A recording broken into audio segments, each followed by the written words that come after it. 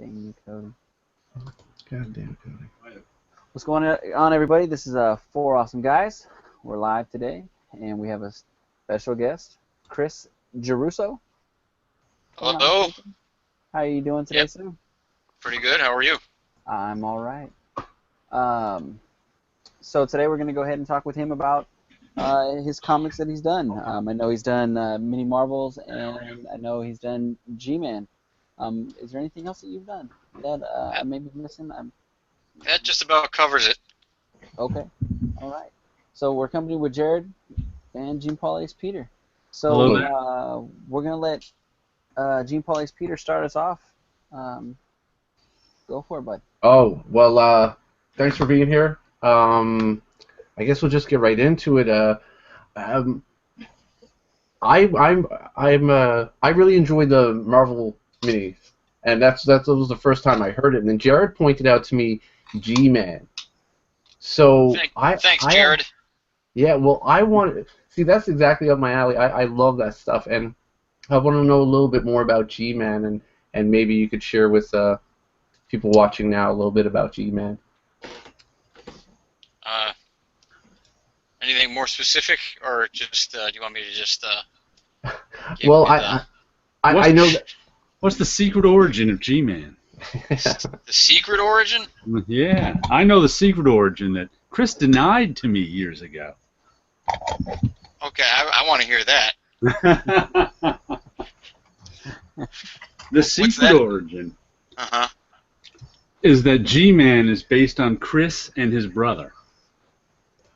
That's not very secret. I'm just saying, Chris and his brother had a contentious upbringing when they were kids. I believe Chris's older brother used to pick on him some. Maybe a little bit. So, this is what, when I first met Chris, Oh, come on. he would tell me about his older brother picked on him. Well, And he was angry with it 10 years later. he was a topic that came up at work a lot because Yeah. at the time, he and I were sending cartoons back and forth to each other that were unscripted. So whenever I was working on something, it was usually something with my brother. So that would always open up the conversation about my brother. Jared seems to be on the impression that I'm just like, was just seething with anger over childhood issues. I'm just saying, there was some anger there. Yeah, look, of course, that maybe got worked out over the years through G-Man. And then it works its way into the books. I turn the negatives into positives, and I make it funny. But yeah, at the time, Dave and I were working on comics. We'd send back and forth, just because I had no work at the time, and I wanted to draw comics. But yeah, Jared's right. Like the characters in G-Man are all based on me, my brother, my family, my friends. It's just a very self-indulgent comic book story. But you couldn't tell that unless you knew Chris. Like you could not tell that from reading the actual story because. How do you know? How do you even know that? How could you possibly know that? Because you've never not known me. You're right, but I don't think people reading it would pick up on that. Well, but G-Man's older brother is another. When I go out and I meet the readers at conventions, a lot of them ask me, "Oh, is this based on you?" Because they see my name starts with G. It's like, "Oh, is that you?" Or they may have read something like, "Oh, did you have a brother?" They put two and two together rather quickly. All right, I don't mean to take away from the cleverness of your fans and readers.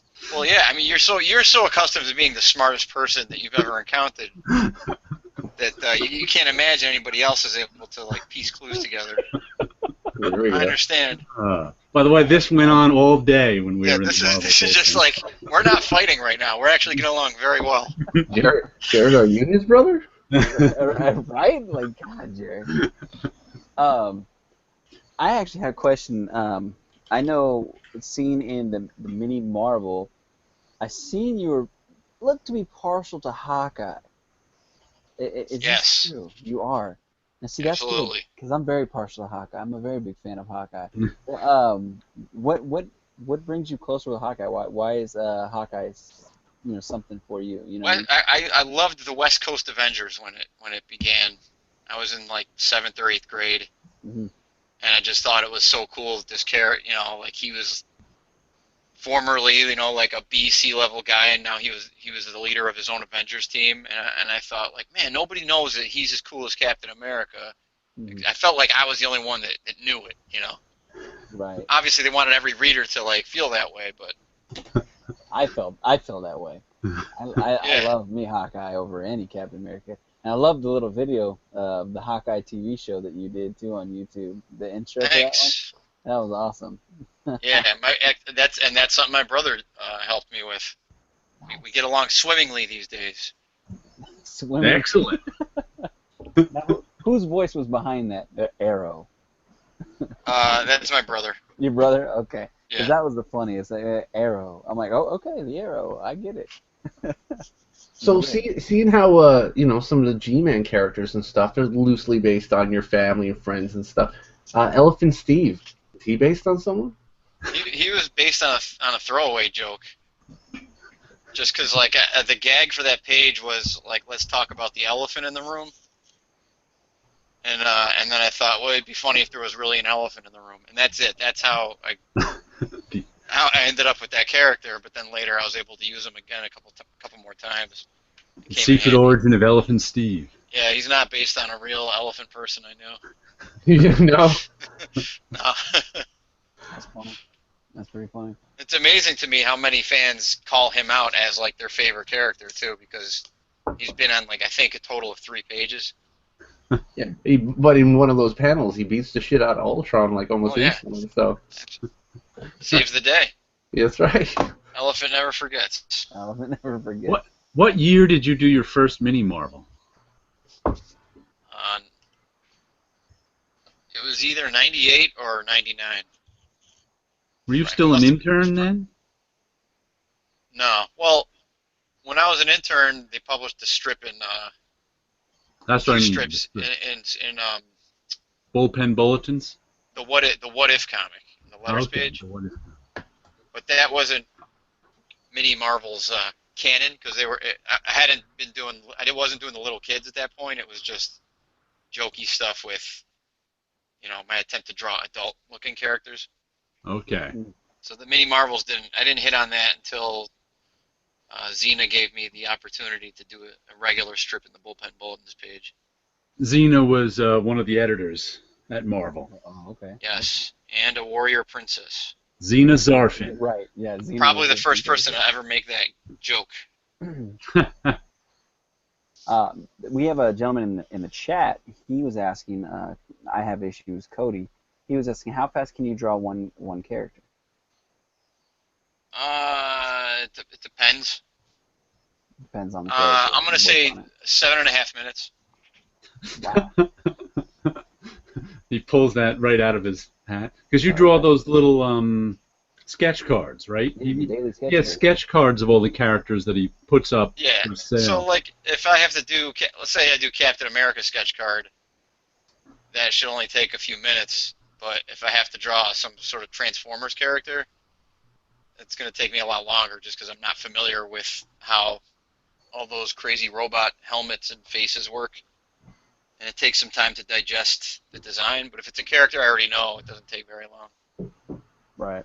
And speaking of the Transformers, you just recently did that big, looked like Yeah. a wraparound cover for Transformers. How was it drawing that? Like, did you have a good was- time doing that one, or was that Well- one a pain in the butt? Yes and no, because I like the Transformers. Okay. But yeah, it was really tedious. I think I have the original right here. Searching for it. I could show you. I just saw that pop up on Facebook with the conjunction with the. That's a comic store specific variant. Yeah, right? it's a retailer exclusive for Acme Comics in Greensboro, North Carolina. And Acme Comics is having a Transformers Day. I think it said on the. Yeah, In so I'm September? going to come out, sign copies of the book. Will you be there? Will I be there? Yeah. I just said I'm going to go out there and sign copies of the book.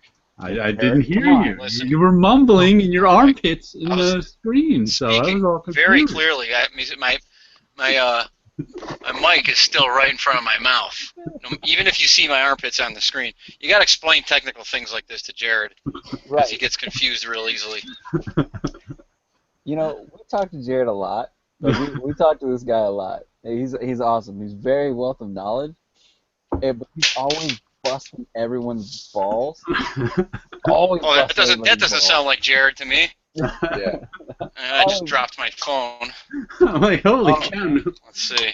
Now we've got always, one of these dramatic Gil Kane upshots. right. He's always busting everyone's balls. So it's really good to see somebody else bust Jared's Oh, balls. It's good. yeah, you gotta adapt or die. Right, and we do. 'Cause he's always busting Sean's balls. He's always busting mine. We always got to give it back to him. And we do good, but you're just throwing the jabs, probably because you've known him longer. So it's good. It's good. I like it. This is good. That's right, Jared.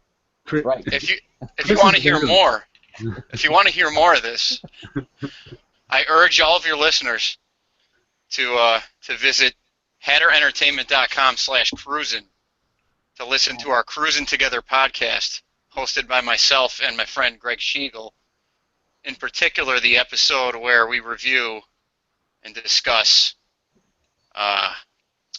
Cocktail. is it Cocktail. Yeah, that was the one I was Cocktail. on. Jared Osborne was our esteemed guest, and it doesn't take long for us to immediately fall back into the bullpen style. Banter. Yeah, the what do we call it? What is it? The verbal brinksmanship? I was discussing that on my interview on Four Awesome Guys. He Though. was. Yeah, definitely was. You know, if it hadn't been for my brother and the abuse that I took growing up, I may not have had the stones to adapt to the bullpen when I came in there. I wouldn't have survived otherwise. But I had the proper training and background. That's good. Because it seems like the bullpen was a real tough little area. Like, it seemed like it was the hardest place to be in the Marvel because Well, getting credit with it Jared. was and it wasn't, because really I think everybody was super friendly. It was just, you know, It's just how we entertained ourselves during Yeah. the day because the work was dull.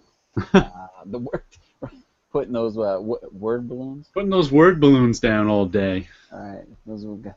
Give me the Elmer's Get you a little glue. punchy. Throw a little glue on there, stick it down. Yep. I get you.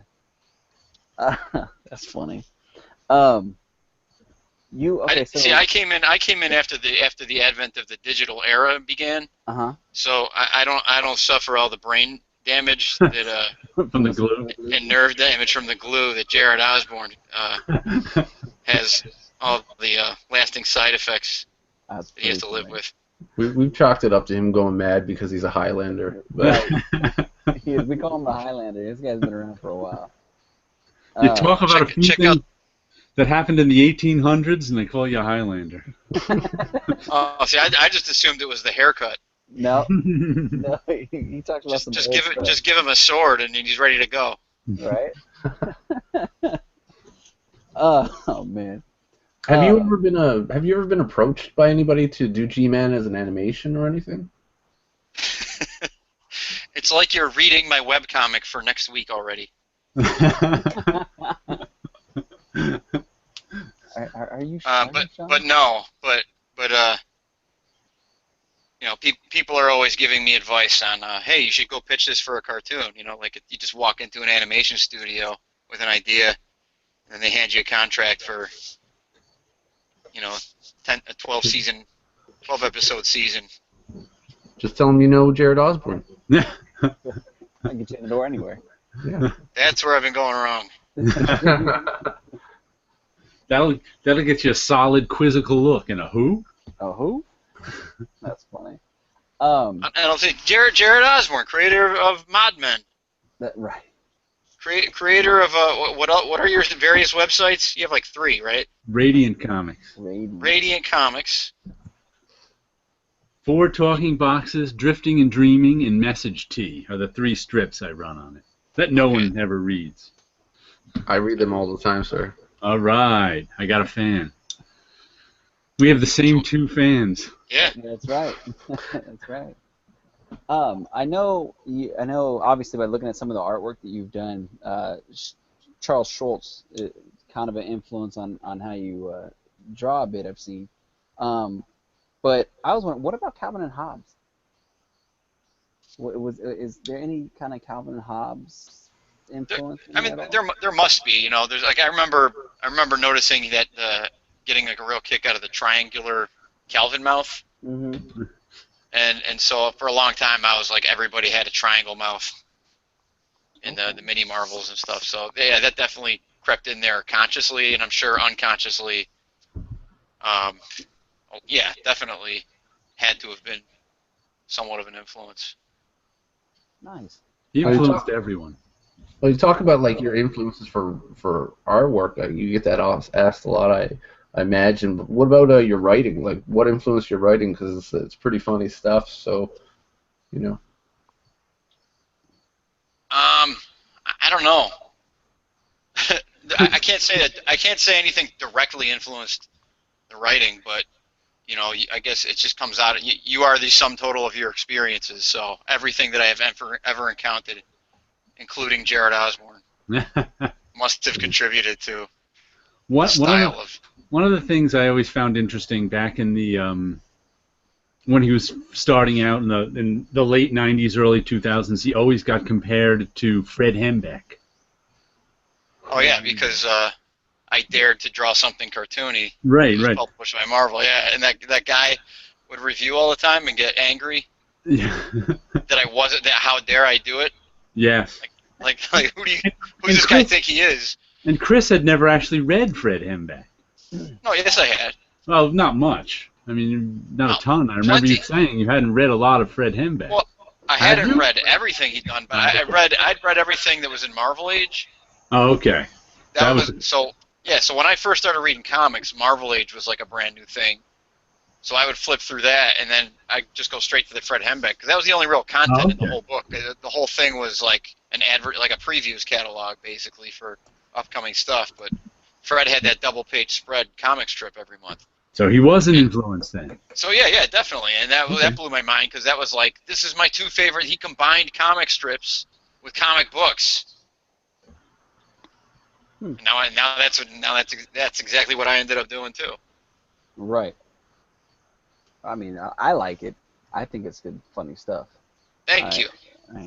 I This reviewer that Jared was referring to, man, that guy get fired up. I do. I enjoy it, man. I mean, Thank you. I, with how you, because I like the little kid stuff. I think it's some funny stuff, and I was talking with Jared, and he's the one he was like, well, have you checked this out? I'm like, no, I haven't. What the hell is that? And he explained it all to me. I was like, oh shit, now I gotta check this out. I'm like, that is awesome, and I had to. It was awesome, and Well, thank you for giving it a shot because a lot of people they don't like it when you dare to do something different than the thing they already like, right. even if it's exactly like the thing they like. Well, I thought it was even better when you had Hawkeye as like the main guy going at it. I'm like, hell yeah, I'm sold. When's the next one? Chris was one of the early Hawkeye is cool people. That's right. Hey, he's now definitely cool in my book. Yeah. Yeah, where would Matt Fraction be without me? Thanking you, goddammit. That's pretty funny. Sean, do you have another question there? I was just gonna, apparently first appearance of G-Man is in the Savage Dragon book. Yes. So did you work directly with Larson with that, or did you take over some of that book, or was it another strip throughout that? Yeah, it was just a backup page. Eric always likes to put backup material in his comics, and then we had a mutual friend suggest to him me as a possible contributor because I was a huge Savage Dragon reader, and Eric was aware of the mini Marvels, so he said, "Yeah, let's see what you have, and let's just go for it." So I just sent him the strip, and he put it in there, and he's been super awesome to me throughout my career. Nice. Chris actually got me reading Savage Dragon after years and years and years. After Jared had laid down the judgment, the Savage Dragon is everything wrong with comic books. Yep, I did. I read some of the early Savage Dragon. And I converted him. He converted me. An impossibility in the comic book world. Because Chris was a Savage Dragon fan from day one, I guess. And he would always talk about Savage Dragon. New Savage Dragon issue would come out. He'd get it.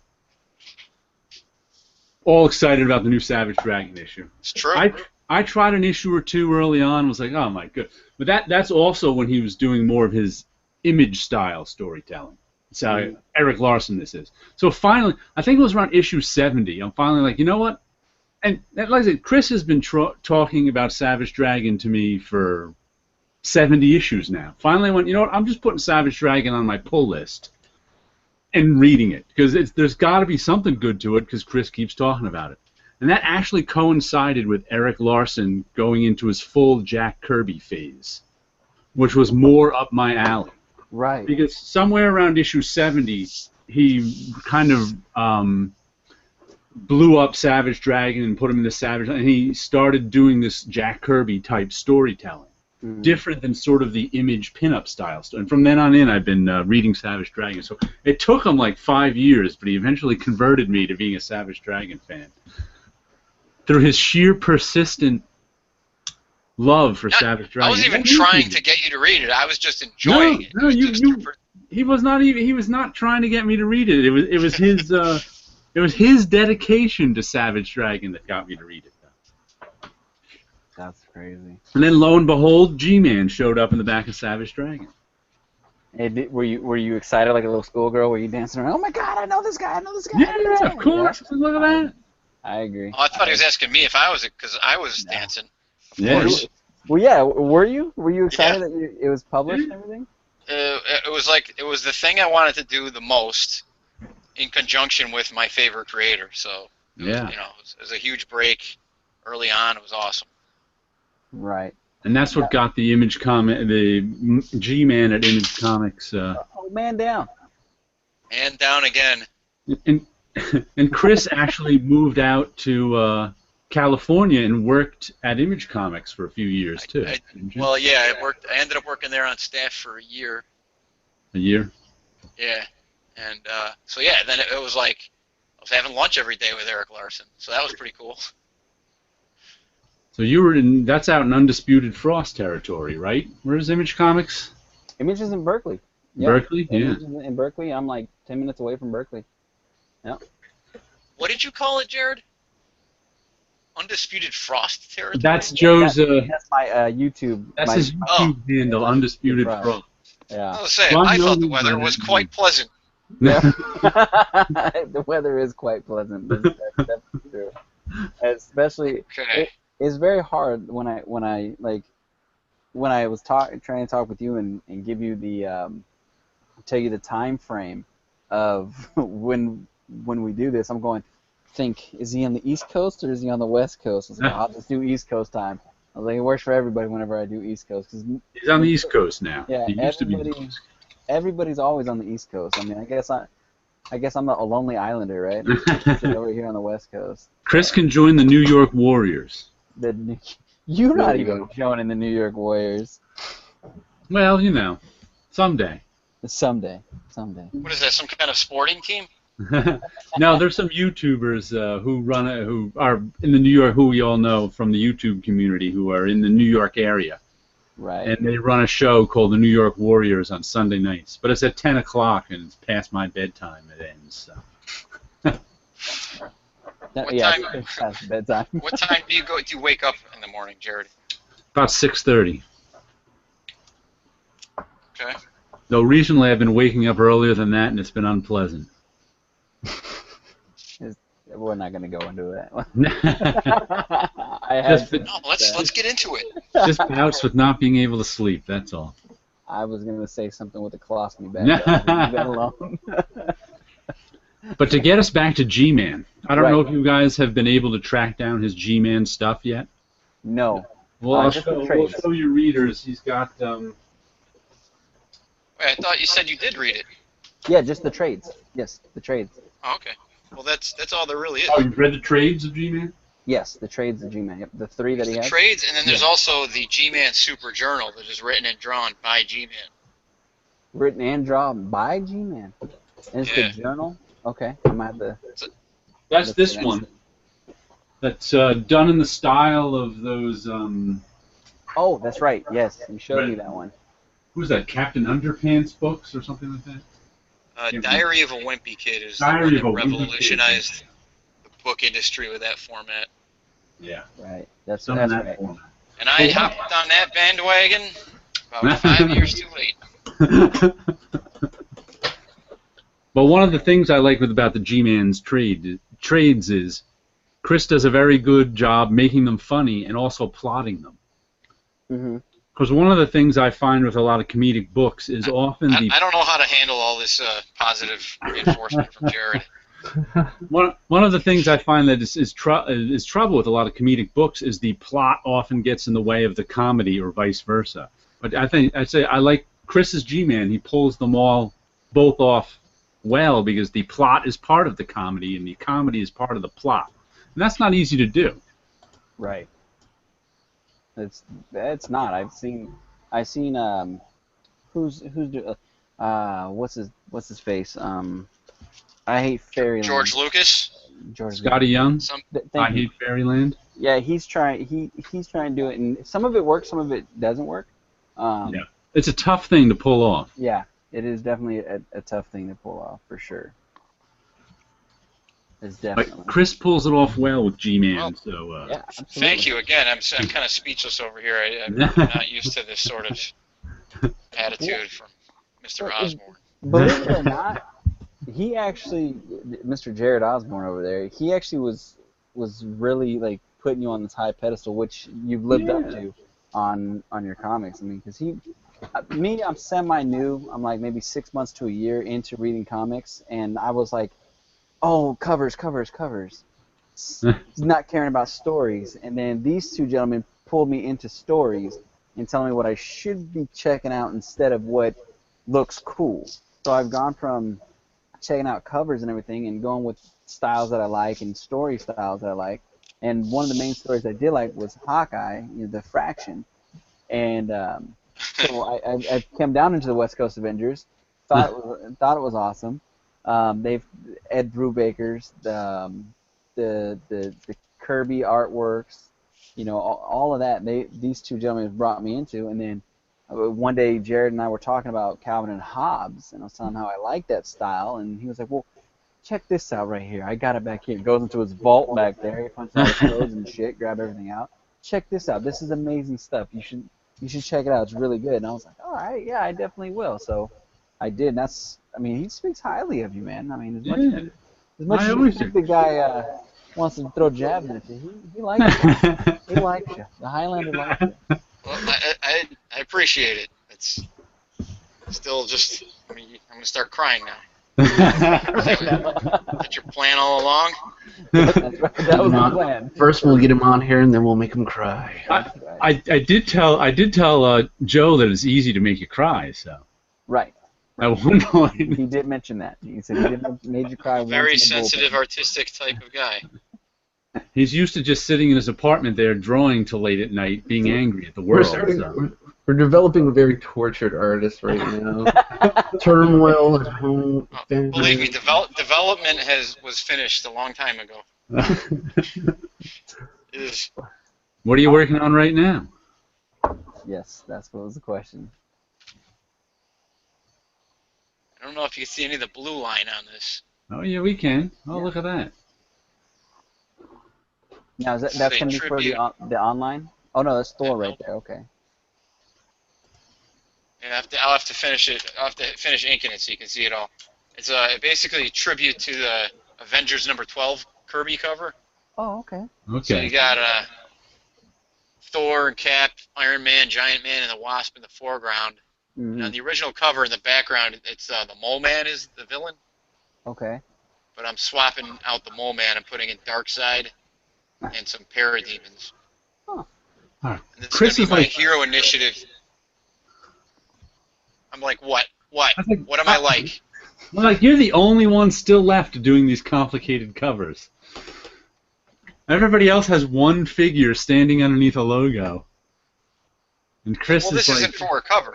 I know. This is But it's a this is to tribute raise to the money for the Hero Initiative, specifically on Jack Kirby's birthday, But August 28th. even your Transformers cover, you drew every Transformer in the world having a huge battle on the cover, and You that's know, actually pretty rare these days. When you only draw something for publication once every 2 years, you want to make people notice it. Okay. So people who do it all the time who knock it out and have one figure in the middle of the cover. Right. Sometimes, but a lot of times, one figure on a cover is a good cover. This is true. I know, but it happens a little too often these days. When it used to happen once in a while, it was kind of cool, but... My day, it only happened once in a while, and then it was good. Yes. Well, you do these daily sketches. I try to do it daily, but sometimes, yes. Right. Sometimes you can't. When you wake up in the morning, do you wake up and go, you know what? Ah, shit, I'm gonna do Ant-Man today. You know, like, is that what you do, or is it something that somebody's asked, hey, could you try doing this one or something like that, or is it somebody asks for a commission that you just say, hey, forget it, I'm just gonna do it as a daily? It's kind of all of those things. You know, a lot of it is, yeah, what do I feel like drawing, or what do I, want to draw right now, or what do I think somebody would want. Mm-hmm. But since I started it, I've been getting a lot of feedback, and so I'll let that feedback kind of direct me in, like, what direction to go. Right. Like lately, it seems like everybody on the planet is a huge fan of Spider-Ham, which kind of caught me off guard. Spider-Ham's getting some good publicity with that whole Spider-Verse lately. I see you using Spider-Gwen as well. Like, how was drawing Spider-Gwen from a regular Spider-Man? Like, how was that for you, the transition of doing the extra little, hood and stuff like that? Was it easy, or was it like, what the hell? I guess it was just trying to figure out what the design on her chest is like. Mm-hmm.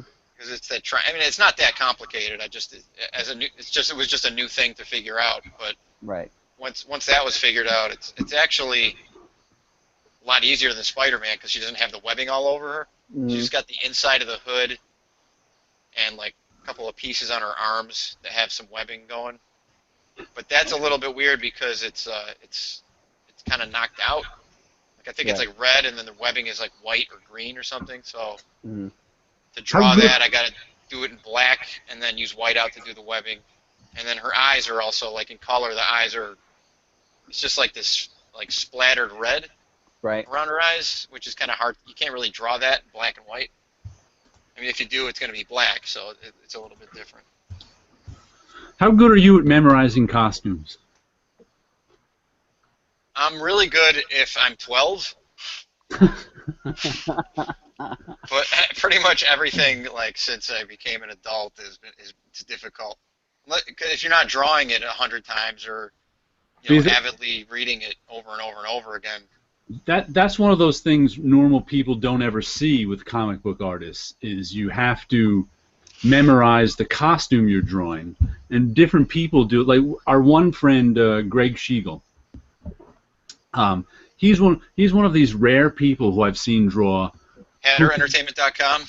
HatterEntertainment.com. He has and ChrisGComics.com to see what Chris does. Mm-hmm. But he's one of these people. I had a roommate like this years ago, and who could remember costumes that they've never drawn or hadn't seen in a while. Most of us, if you were going to draw Captain America, you have to go get a drawing of Captain America and go, okay, that's what his boots look like.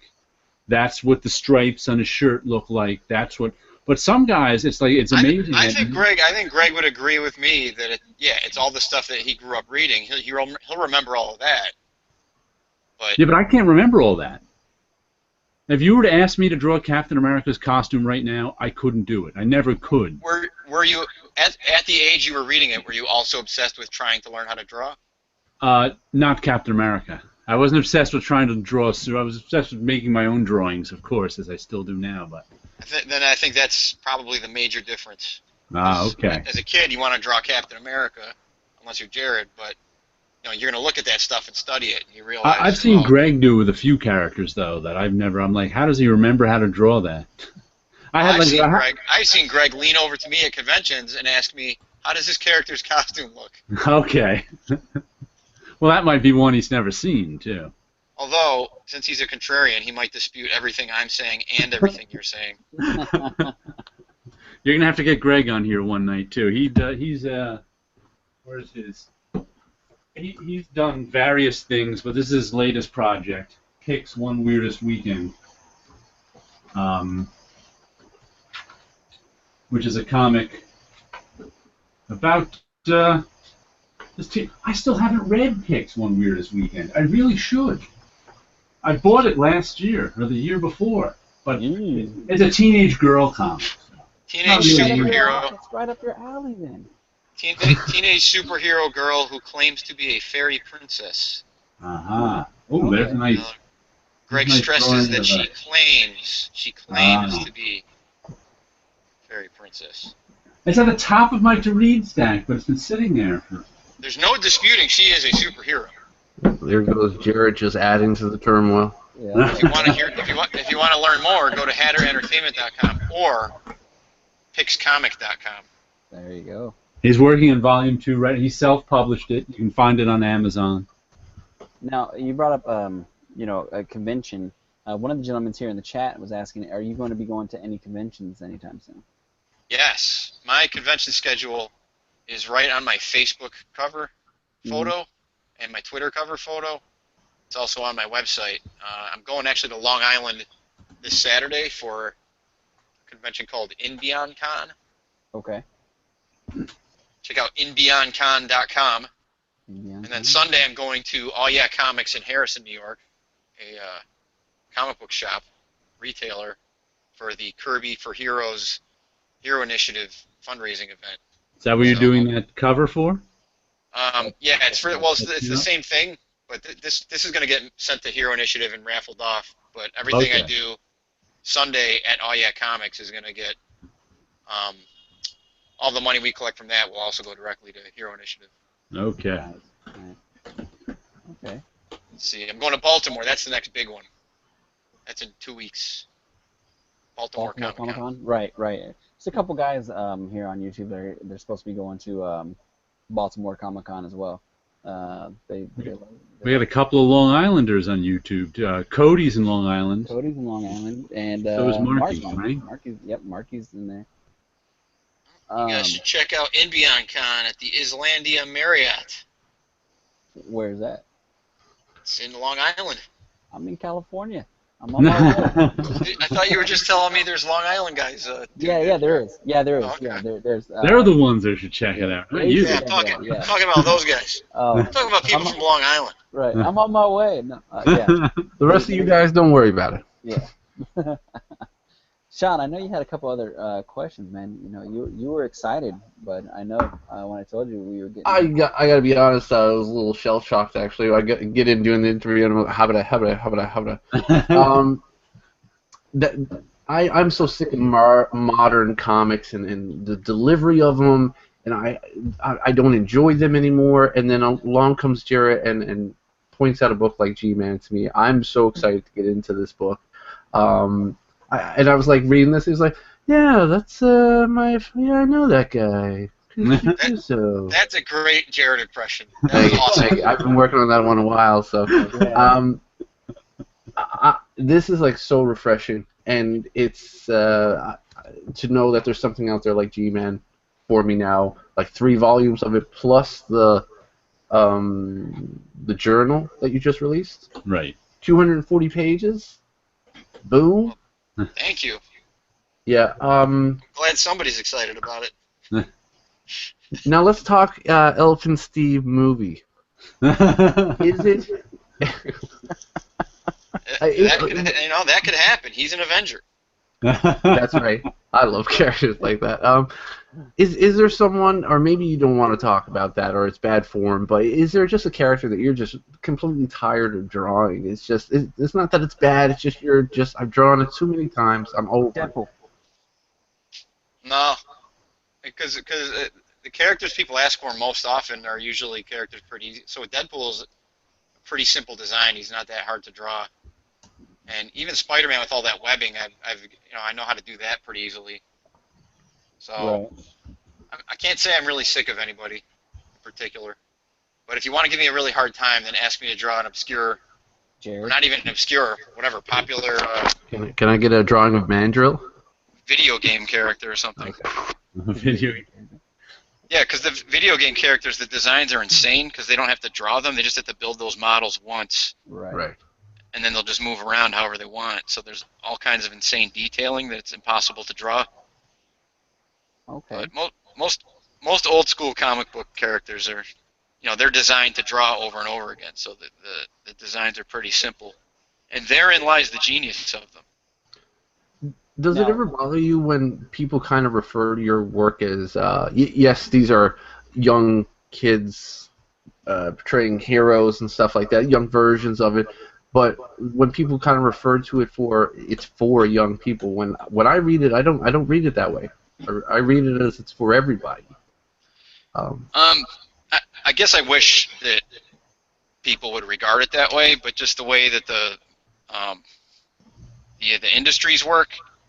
Well, in the comic book industry, they want to call everything all ages, Mm-hmm. Right. to try to cover all their bases and stuff. But in the regular book markets, there's no such thing as all ages. They want, like booksellers and librarians and teachers, they want to know specifically what the age grouping is. So you kind of have to really get it down as narrow as you can, and say this is early readers, or this is mid-level, or age groups like 7 to 9, or is 10 to 12, or that kind of thing.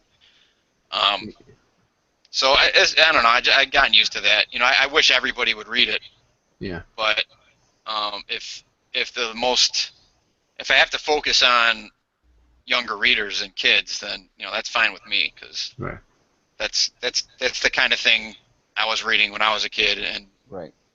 so I want to connect to people the way authors connected to me when I was a reader. Right. Now we have a couple questions here in the chats. I'm just gonna run down them real quick. Silos asks, "Are you gonna be at New York City Comic Con?" Yes, I'll be at New York Comic Con. All right. The next one, that comic book guy, he asked, "What hero or title would you like to work on?" What hero or title would I like to work on? I like to see Hawkeye title. Right. On standalone, yeah, Hawkeye. Yeah, Like I would like to do a Marvel team up, team up. a monthly Marvel team up book, but instead of Spider-Man teaming up every month, it's Hawkeye and another hero every month. I like that. Ah. Now, would it be in the same style artwork as G-Man and Mini Marvels, or would you try to work with the artist and just do the writing?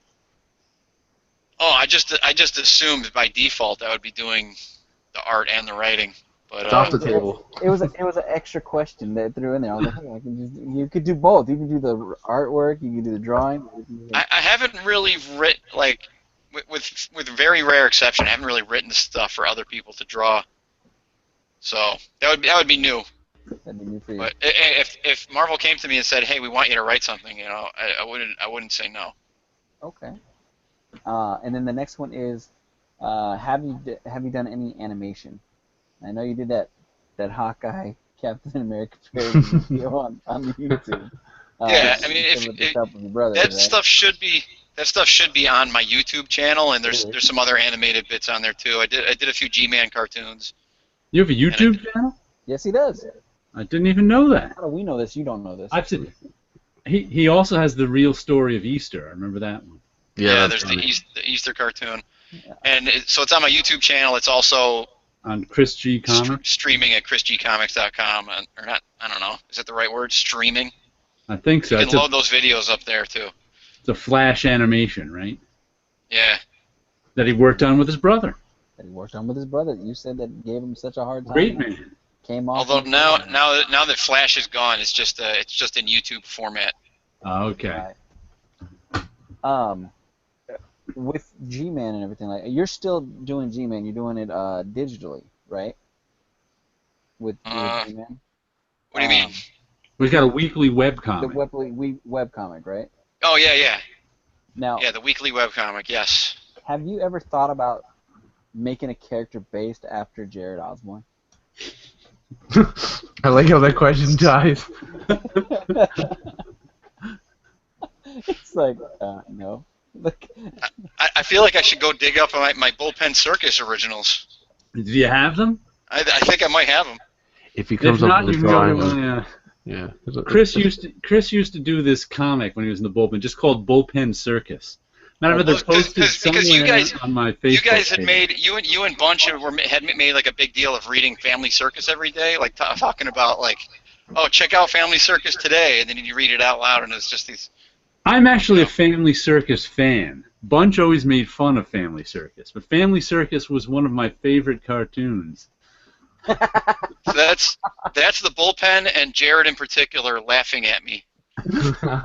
That's the whole joke. It's just That- ha ha ha. That's the tortured Chris, right there, because Yeah. I'm getting everyone in the bullpen to laugh at him. I don't know if you can you get a good look at Jared. There we go.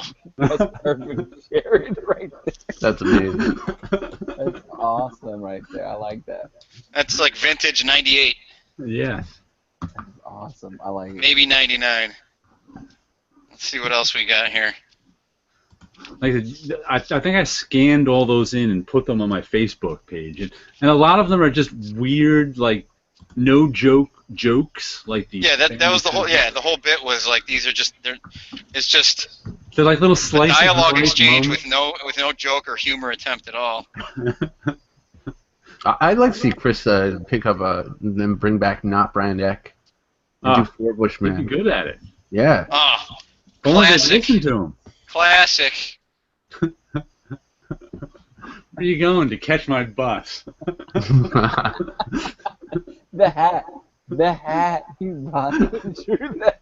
Put that hat and he had that duster on with the painted back flap on it, Yes.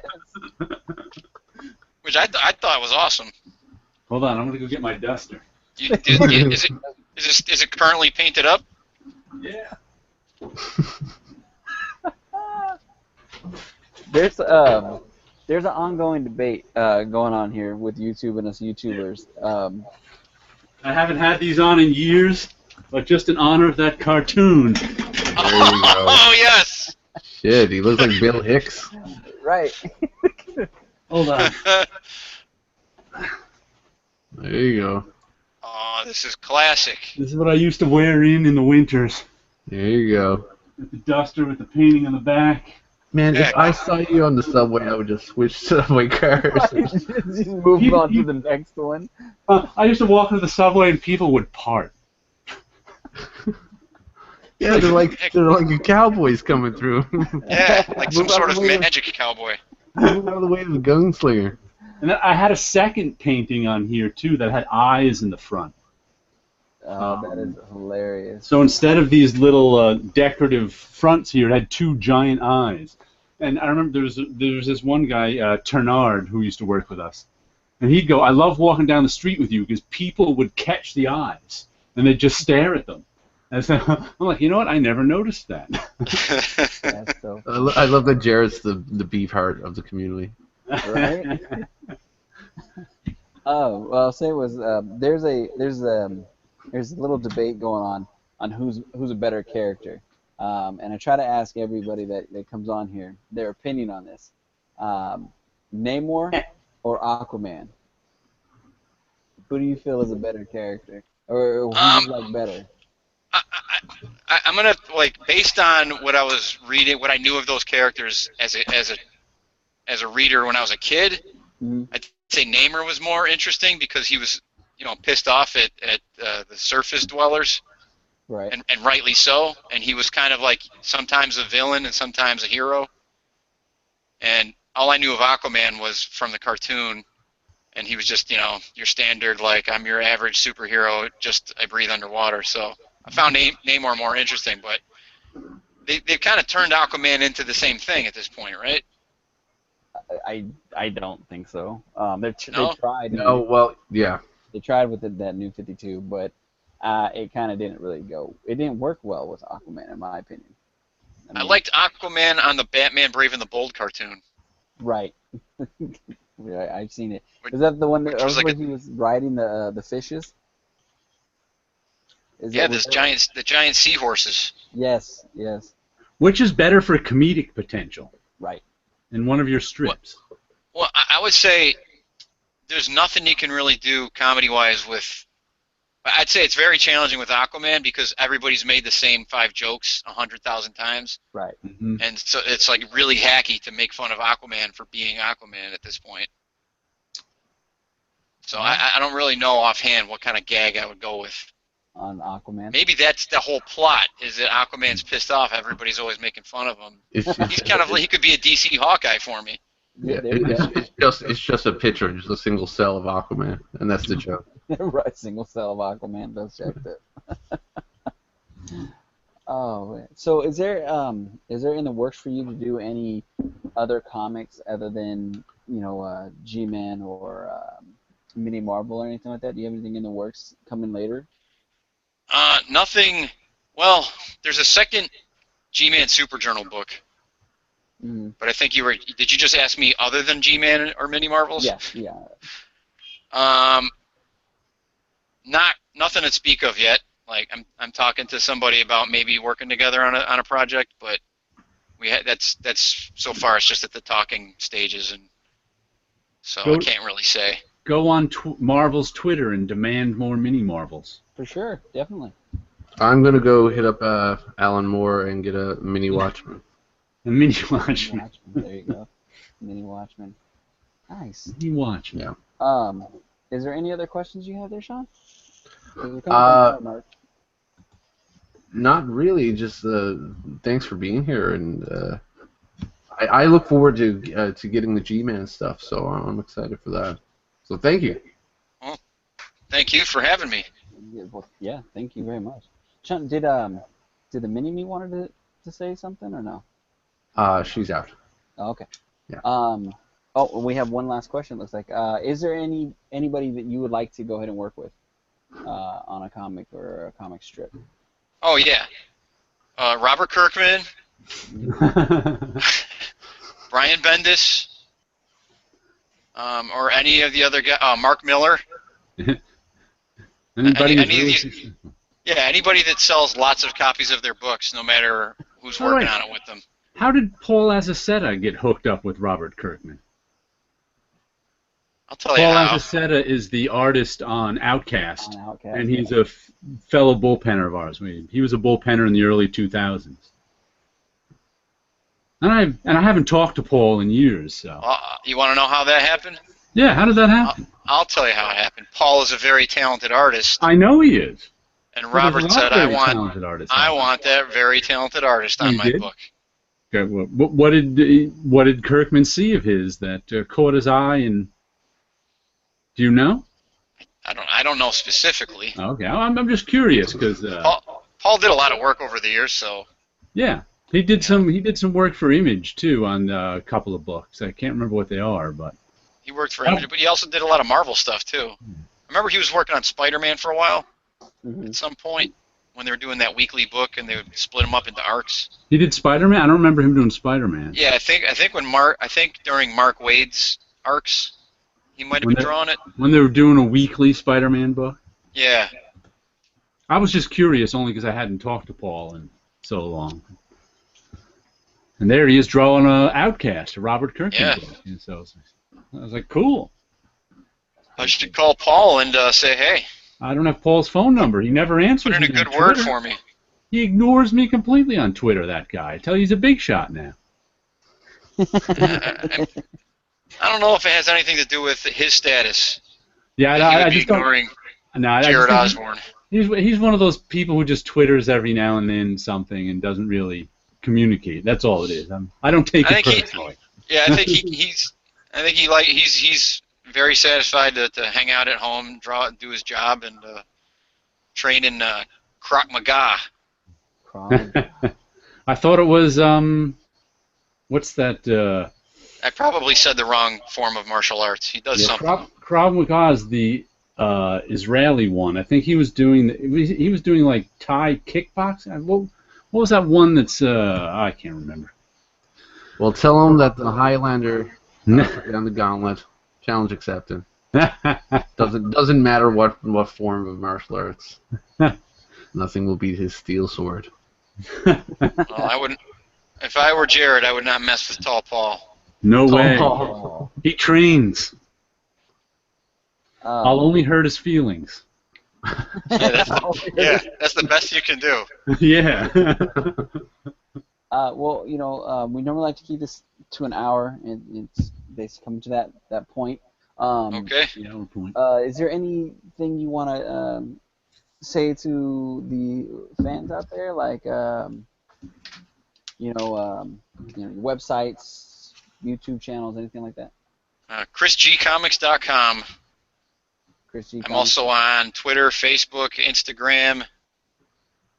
I have that YouTube channel that we discussed earlier that Jared didn't know anything about.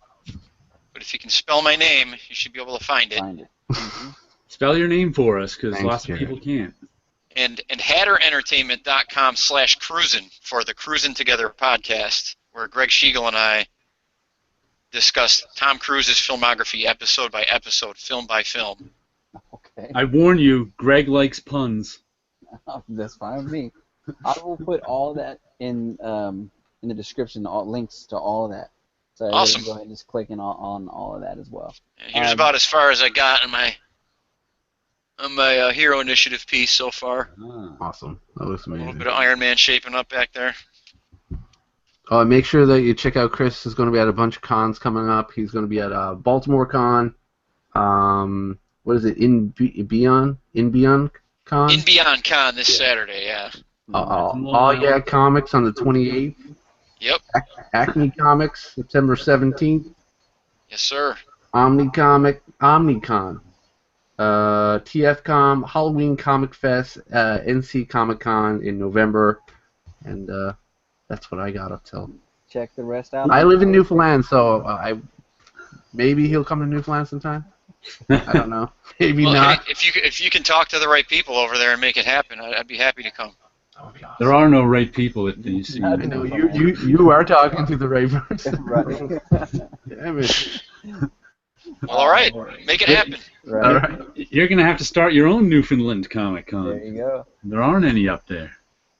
Who will you be at New York Comic Con with? Is Jacob going to be sharing a table with you? And Jacob will probably be adjacent to me, sharing a table with Brian Smith, okay. your pal Smitty on Twitter, and I'm going to be sharing a table with Randall Trang. Okay. With who? Randall Trang. I don't think I know him. Well, Yeah, time to have get to to know look him, him up. buddy. it's a big deal. I want to say Smitty. randalltrang.com, but I'm embarrassed that I'm not sure if that's right. Well, Sorry, Randall. I'll look it up for you. I'll put the link in the description as well. Chris always shares his table with interesting people at New York Comic Con. He's the only guy in comics I know that could go toe to toe with Paul Azaceta. Oh, okay. So he trains too? He is a bit of a martial arts master himself. Well, he's literally a master, and he teaches classes. Ah, okay. Jared, do you have any last say so? I don't think so, except check out G-Man. It's good stuff. Yes, indeed. You can find, for those of you who like to dig through long boxes, there's comic book versions of it too. Hold on, let me go to my Chris Giarrusso section. I would save the trouble of looking through comic book boxes and just get the trades that you can get off of Amazon very easily, because you'll never come across the single issue comic books. There are some people on YouTube who like nothing more than to dig through comic book boxes. Yeah, I'm saying So, these comics are so rare that if you can people get wanted them, they'd be worth money. alternate covers Oh yeah, I forgot about that. on Bloodstrike. Well, let's see if Merc has this one. He's the Invincible Rub the collector. blood. There's a Chris G alternate Invincible Nice. cover. He did a Young Blood. So you can Young dig Blood. for these alternate covers if you want. These all came out in 1 month, didn't they? Well, 1 year. It was 1 Image's year? 20th anniversary year. You can get Chris G alternate covers. You can get G-Man. This is a single issue, square round, perfect bound format. And here's like G-Man Cape Crisis in the original. I think in the original comics, and you can also get his Tales from the Con, Tales from the Con. I remember which is seeing a that. web comic he drew that was called for Emerald City Comic Con. You can also We're gonna track collect. We're down gonna, we're gonna collect all those in a trade.